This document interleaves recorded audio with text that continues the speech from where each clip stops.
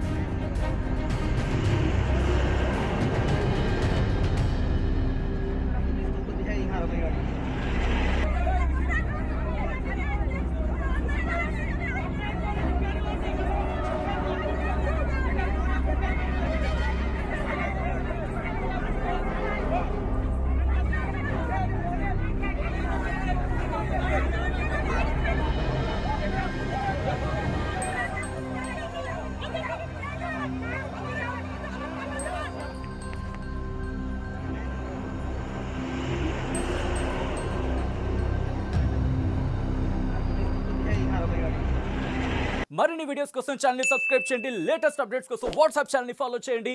And link description లో ఉంది.